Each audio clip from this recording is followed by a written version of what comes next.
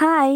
আমার সাথে কেন এমন হয় বলো তো? যখনই রাস্তা দিয়ে যাই আর রাস্তার ধারে কোনো গাছ দেখতে পাই, গাছের দিকে তাকাতেই মনে হয় গাছ আমাকে ডাকছে। এত গাছ কিনতে কিনতে কবে দেখবে আমি ভিখারি হয়ে গেছি। আজ গেছিলাম রানাঘাট, আর বাড়ি আসার পথে দেখি এক কাকু রাস্তার ধারে দাঁড়িয়ে এই ফুল গাছগুলো বিক্রি করছেন। বাড়িতে তো অনেক ফুল গাছ লাগিয়েছি, কিন্তু পুজো দেওয়ার জন্য কোনো ফুল গাছ সেভাবে লাগাইনি। যাও বা লাগিয়েছি, সেগুলোও বড় হতে একটু টাইম লাগবে। তাই আজকে যখন ওই কাকুর কাছে এই ফুল গাছগুলো 10 টাকা করে পেয়েছি, তখন দেখলাম নিয়েই নি। তো বাড়িতে নিয়ে আসার পর সেই গাছগুলোই আমি এখন লাগাচ্ছি।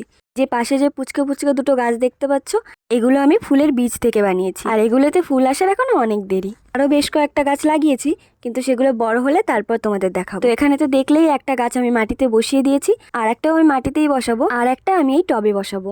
আর তার জন্য আমি আগে থেকেই মাটিটা রেডি করে রেখেছি। ড্রেনেজ সিস্টেমটা যাতে ঠিকঠাক হয়, তাই জন্য প্রথমেই দিয়ে নিয়েছি টবের নিচে নারকোলের ছোবড়া। এরপর তৈরি করা মাটিটা উপর দিয়ে হালকা করে দিয়ে নিলাম, আর গাছটা সুন্দর করে টবে বসিয়ে দিলাম। টবের গাছটা তো সুন্দর করে বসিয়ে দিয়েছি, এবার লাস্ট গাছটাও আমি মাটিতে পুঁতবো। তো তার জন্য আমি এখানে মাটি খুঁড়ে নিলাম, আর ওই মাটির মধ্যেই দিয়ে নিলাম একটুখানি ওই আগে থেকে তৈরি করে রাখা মাটি। এবার এই গাছটা খুলে তো দেখি গাছের গোড়ার অবস্থা খারাপ, মানে একদম আটকে রয়েছে।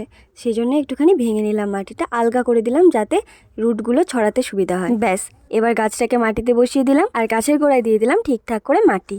এরপর গাছে জল দিলেই আমার গাছ লাগানো আজকের মতন কমপ্লিট। তো ভিডিওটা কেমন লাগলো কমেন্টে অবশ্যই জানিও।